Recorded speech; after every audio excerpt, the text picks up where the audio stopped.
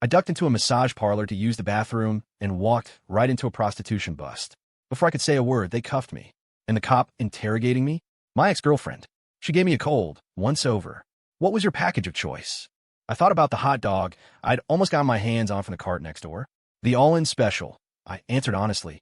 A smirk played on her lips, her voice dripping with sarcasm. A few years go by, and look at you. I underestimated you, Ethan. I had no idea you were into this kind of thing.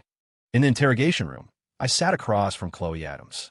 She toyed with a pen, her gaze sweeping over me, as flat and empty as a frozen lake. I'd imagined running into her again 1,000 times, but never like this. Her, the cop. Me, the suspect.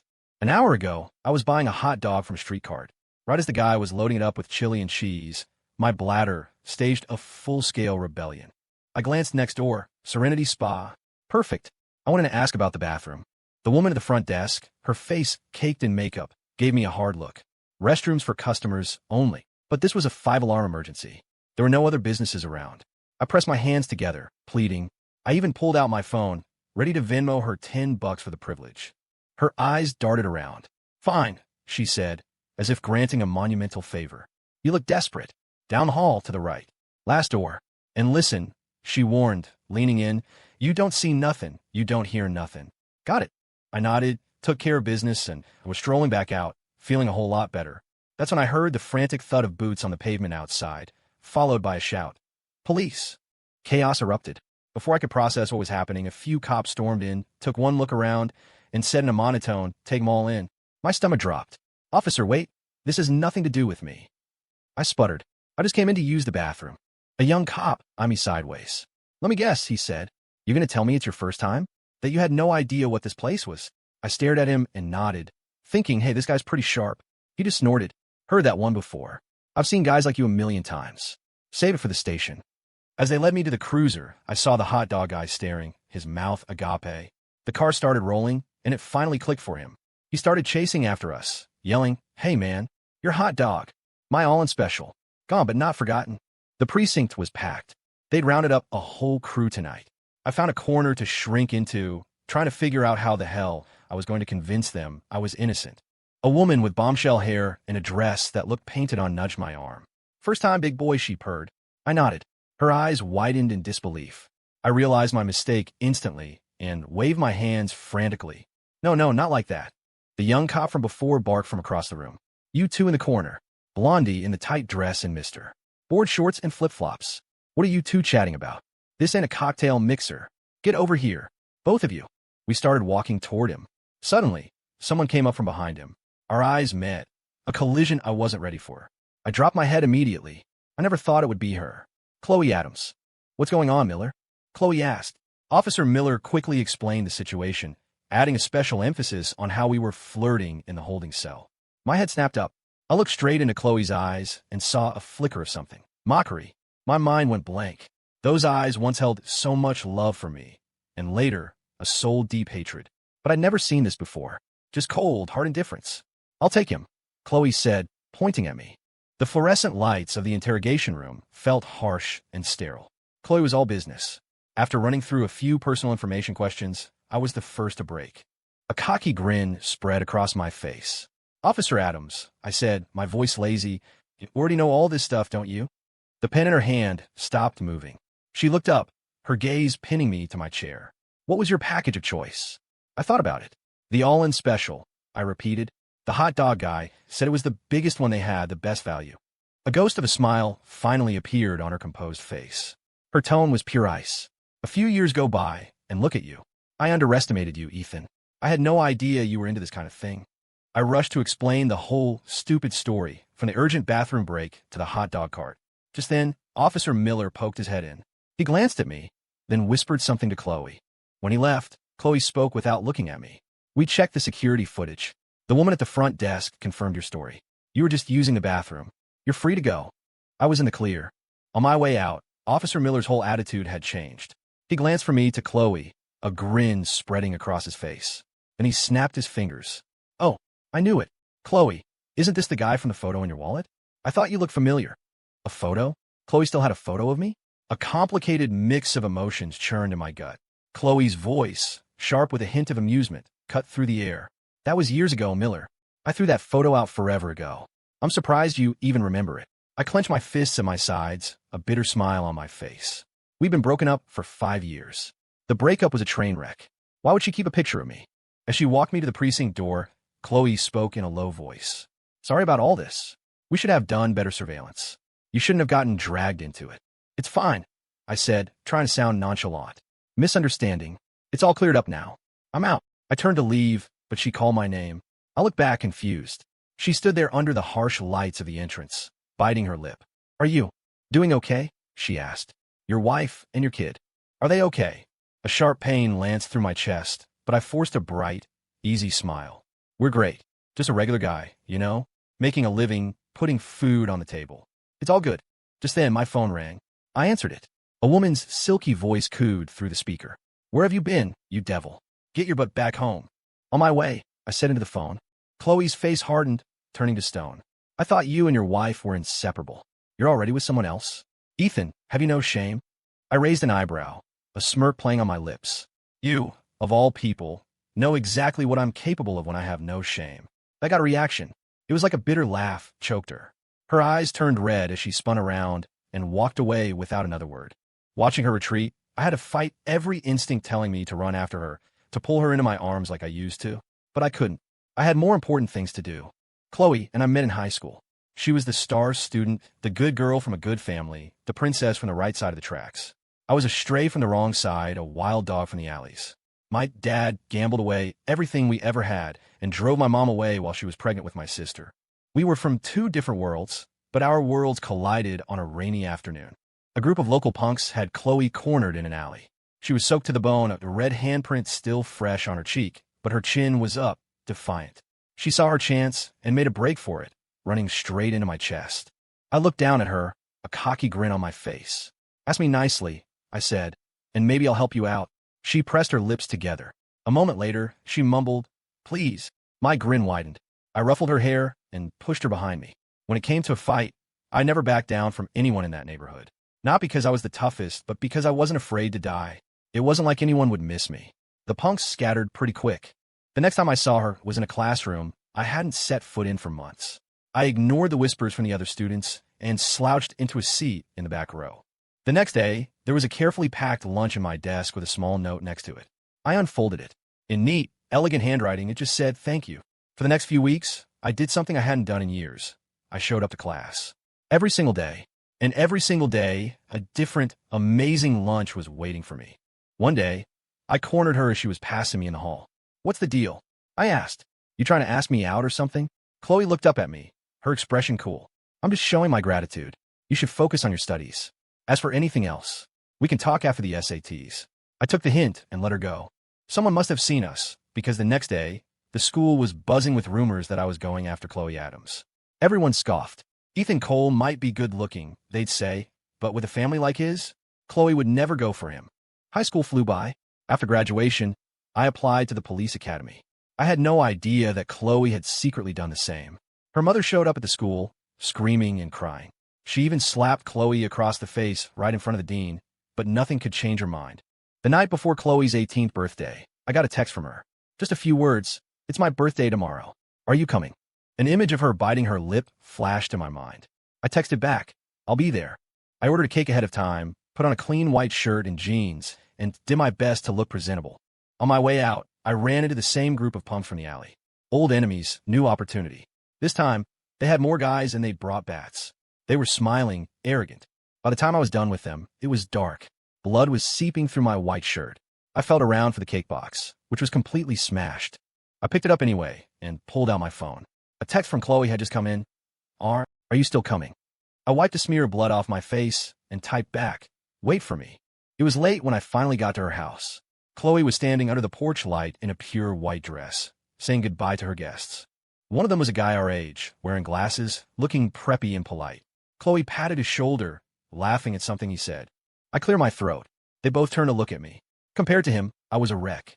The moment Chloe saw the blood on my shirt, her smile vanished, replaced by a look of pure panic. The preppy guy, realizing what was going on, started saying we needed to get to a hospital. Chloe grabbed my hand to pull me along, but I squeezed back, stopping her. She looked at me, confused. My voice was ice. I thought you said no boyfriends. Were you just playing me? She looked puzzled for a second, then a smile bloomed on her face. Her eyes flicked to the guy in the glasses, and they shared a look. Now it was my turn to be confused.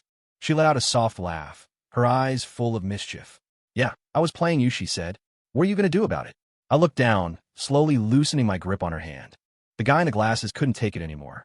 He stepped forward, looking serious. Hi, he said, extending a hand. I'm her cousin. Chloe took me to the emergency room. After they patched me up, we sat on a bench in the long, sterile hallway.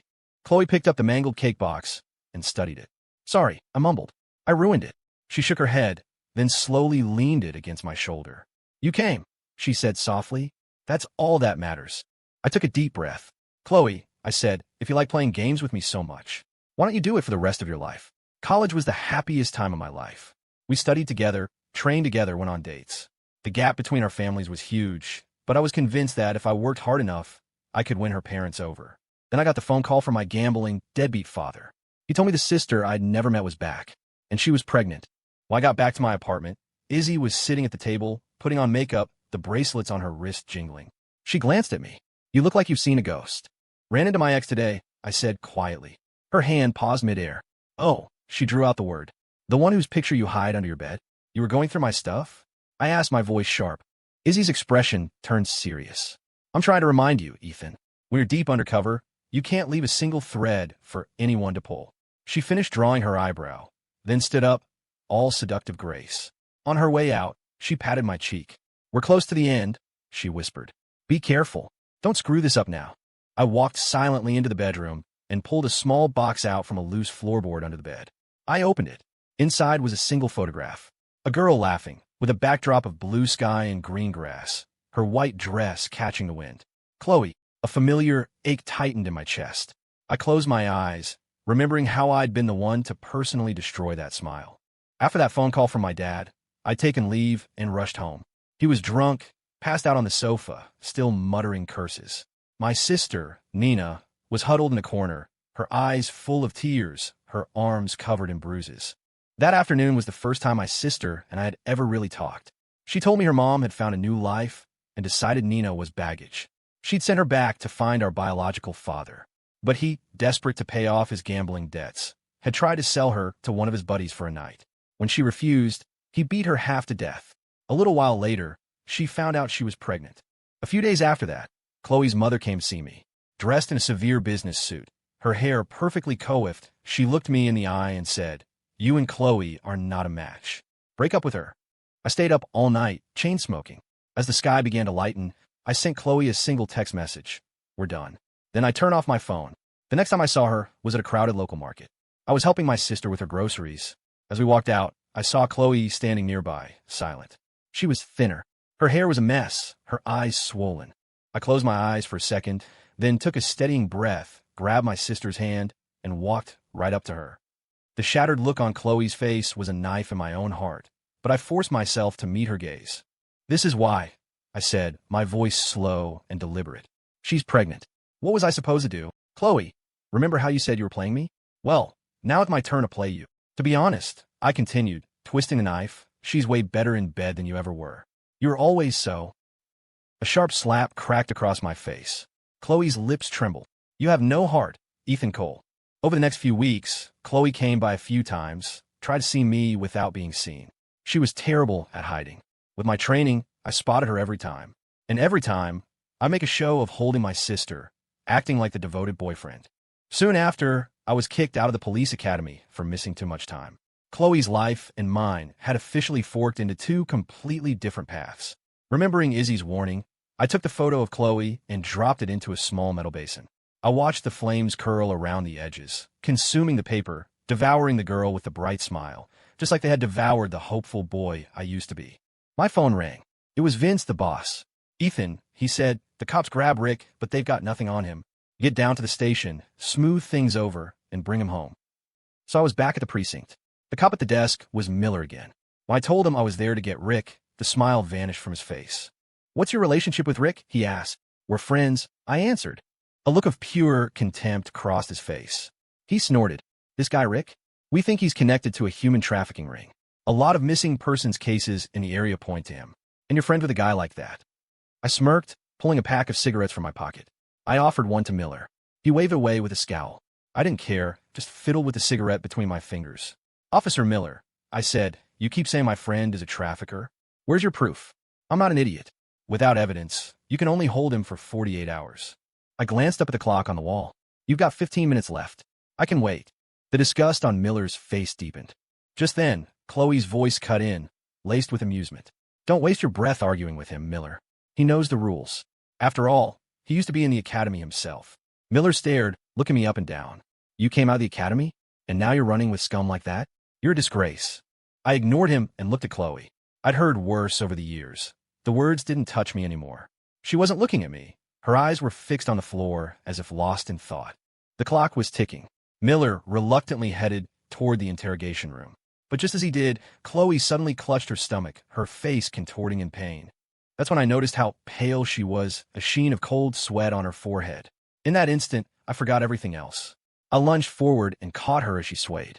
Maybe she was in too much pain to think, because for once she didn't fight me.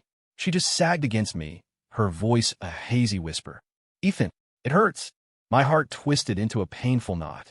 I swept her up into my arms and ran for the door, ignoring the stunned faces of Officer Miller and the very confused Rick emerging from the interrogation room. At the hospital, Chloe was lying in a bed with her eyes closed and 4 drip already in her arm. I quietly slipped out of the room. I knew she wouldn't want to see me when she woke up. The doctor said it was acute gastritis, brought on by stress and not eating properly. She was so much thinner. I pulled out my phone and ordered from DoorDash a container of hot chicken soup and a few of the fruits and easy-to-digest snacks I remembered she used to love. When the driver arrived, I handed him an extra 20. I need you to take this into her, I said. And keep your phone on, I want to hear. Just as I'd expected, Chloe's voice came through the phone, weak but wary. Who sent this? The driver, following my instructions, replied, I don't know, ma'am. There was no name on the order. There was a rustling sound as he set the items down. Then Chloe asked, Why are you still here? The driver, glancing at a text I just sent him, said, The order notes say, I have to watch you drink the soup. Sorry, my hands are tied. Is that so? Chloe's voice was flat. I heard the sound of a spoon against a bowl, then her sipping. I sent another text.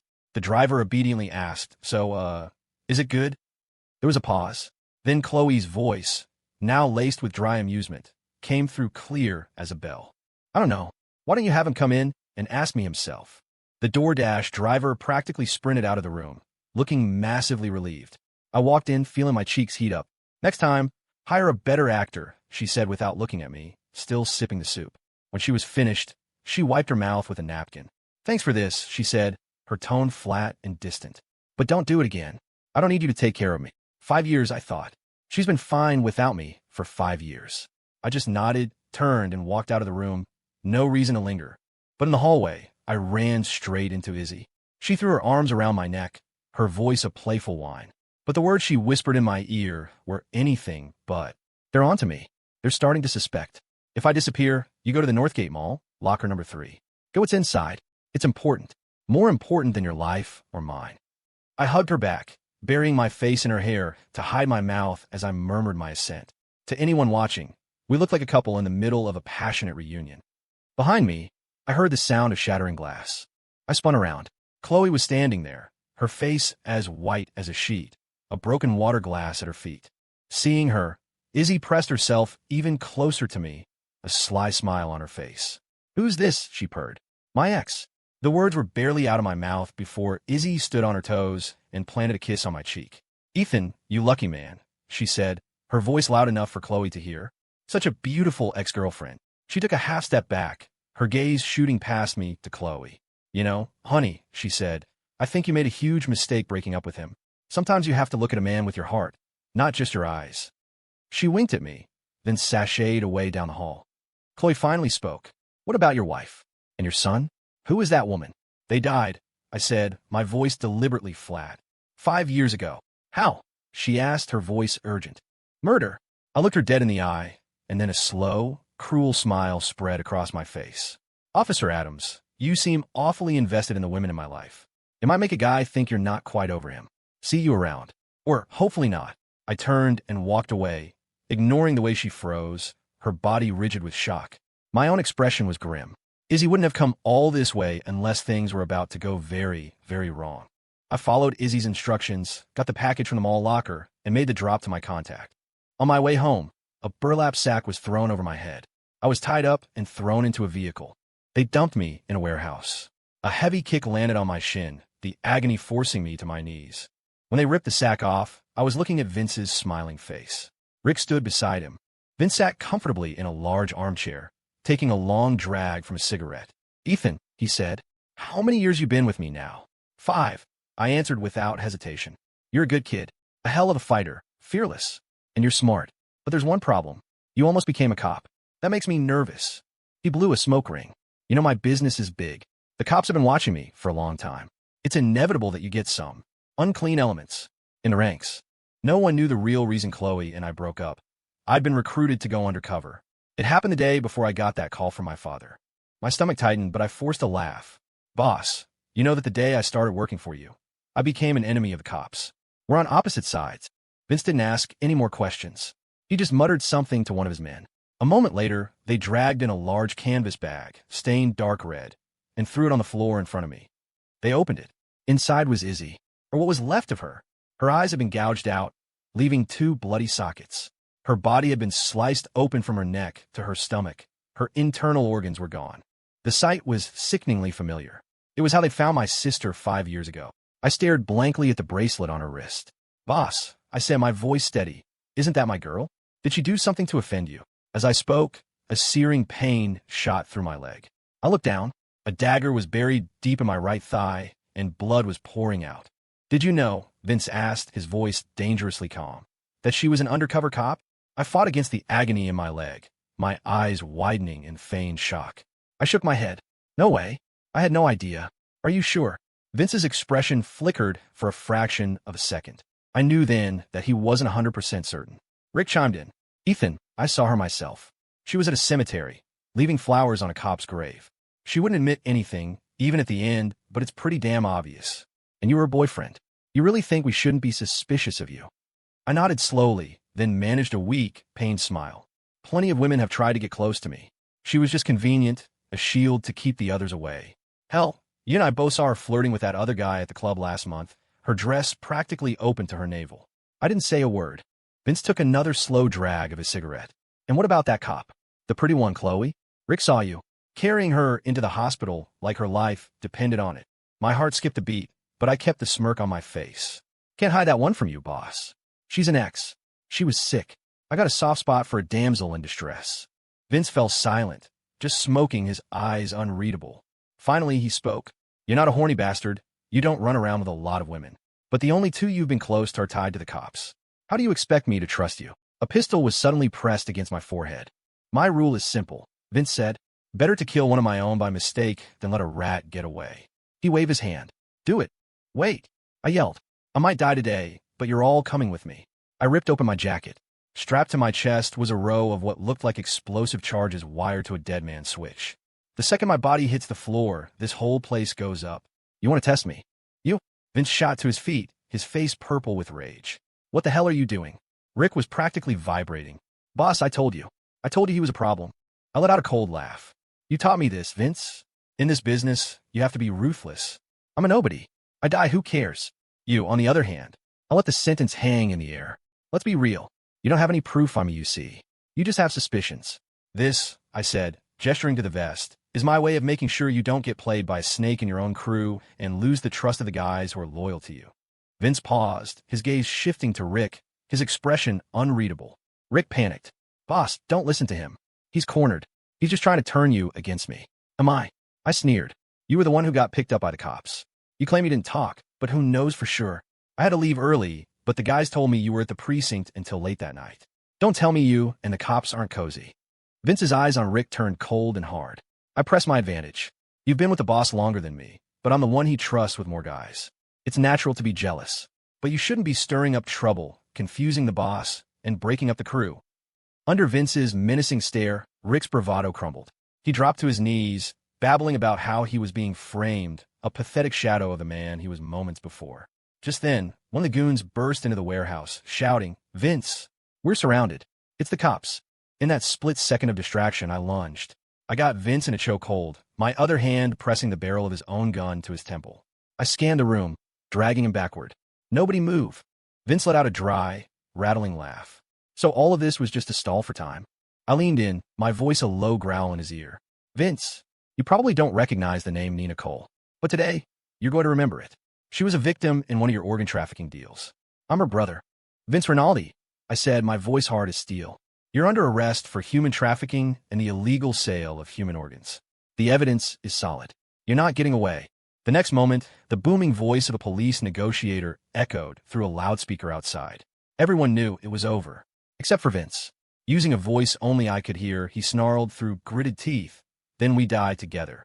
And he yanked the trigger wire on my vest. After Chloe got back from the hospital, she couldn't sleep. That woman, Izzy, her words echoed in her head. And Ethan's wife and child, dead for 5 years. An idea sparked in the dark. The next day, she went to the county records office. She spent hours sifting through dusty files from 5 years ago until one name jumped out at her, Nina Cole. She remembered Ethan once tenderly calling his pregnant girlfriend Nina. But her last name was Cole, too. Instinct told her this was it. She opened the file. A strangled gasp escaped her lips. The girl in the file, Nina Cole, was 20 years old. The description of her death was horrific. Her eyes had been removed. The corners of her mouth slit open into a grotesque smile. Her torso had been cut open, all her organs missing. She had been pregnant, and the fetus, of course, had not survived. At the bottom of the official report was a familiar, strong signature, Ethan Cole. And in the box marked relationship to deceased, he had written one word, brother. Chloe felt like she'd been struck by lightning. She stared at the paper, stunned. After a long moment, tears finally fell. She wiped them away with the back of her hand, but they wouldn't stop. She cried, her shoulders shaking, alone in the silent, musty archive room. A long time passed before she could compose herself. Her mind was made up. There were things she had to know. She took a day off and drove back to their old police academy to see her former mentor, a man she deeply respected. When she explained why she was there, he paused. That's an active, classified operation, Chloe. You don't have the clearance to ask about it. She knelt on the floor. Her mentor, shocked, tried to pull her up, but Chloe remained on her knees, her voice steady. I don't want the man I love to die without me knowing why. Her mentor stopped trying to lift her. He sighed, a deep, weary sound. Chloe, because of security protocols, I can't tell you any specifics of the mission. He paused, but I can promise you this. We will do everything in our power to ensure his safety. It took her a moment to find her voice. Can you just tell me, when did the mission start? 5 years ago. Ethan's lightning-fast breakup. His cruel, cutting words. His sudden fall from grace. All of it, everything, suddenly had a reason. Chloe rose to her feet in silence, her face a calm mask. Her mentor's voice was gentle. Chloe, you're a smart, capable officer with a bright future. Your life has a long road ahead of it. Maybe it's best to think of Ethan Cole as just a person who passed through it. It was dark by the time she left the academy. In her hand, she clutched a photograph. Her mentor had given it to her.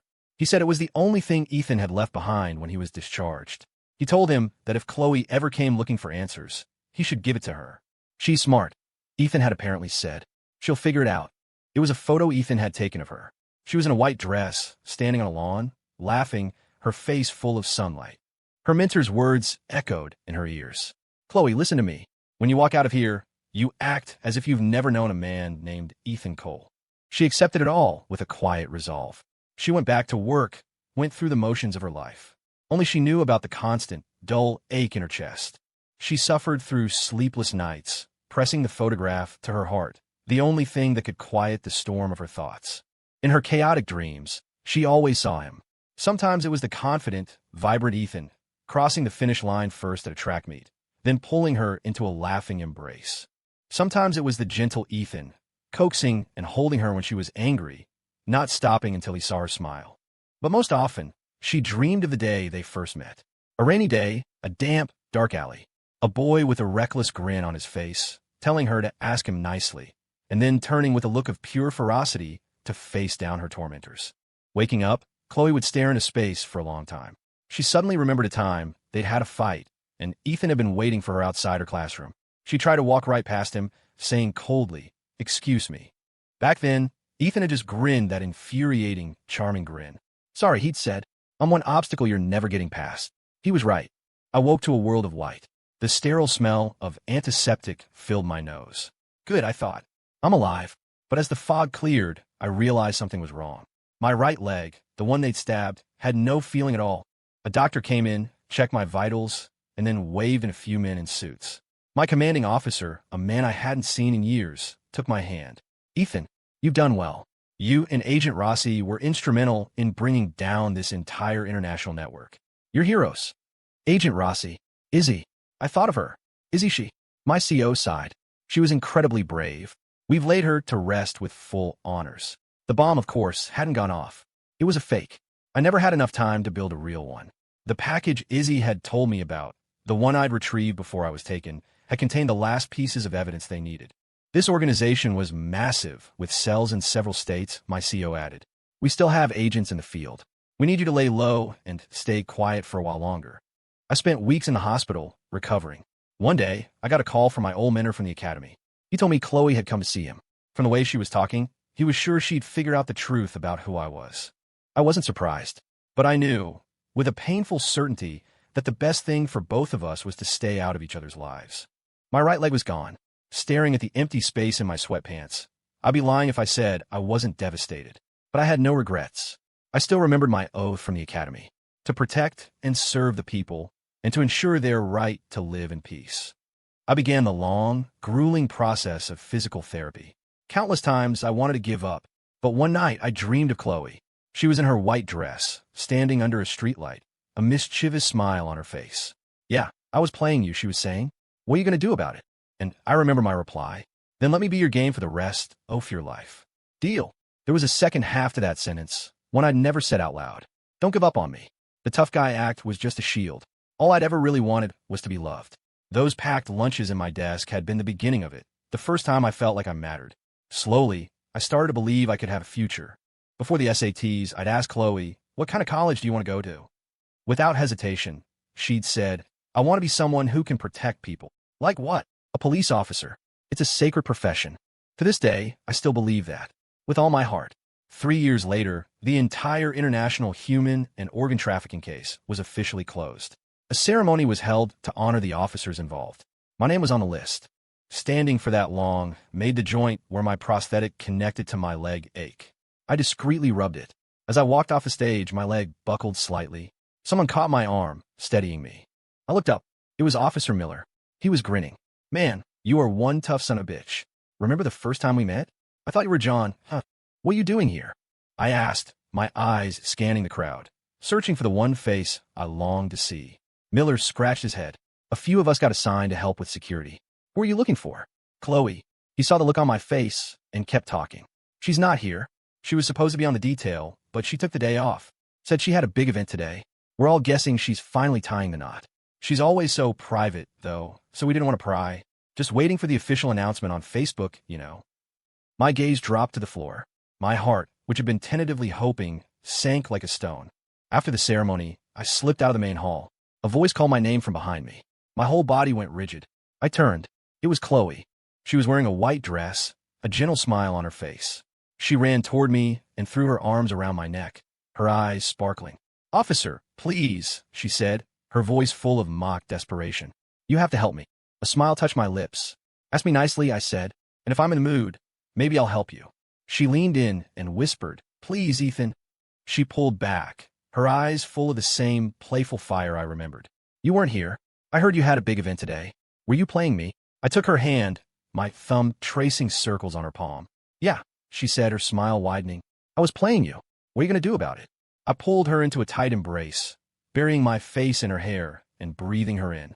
Chloe, I whispered, you like playing games with me? I leaned back to look her in the eye. Then let me be your game for the rest of your life. Is that a deal? This time, I heard her answer. It's a deal.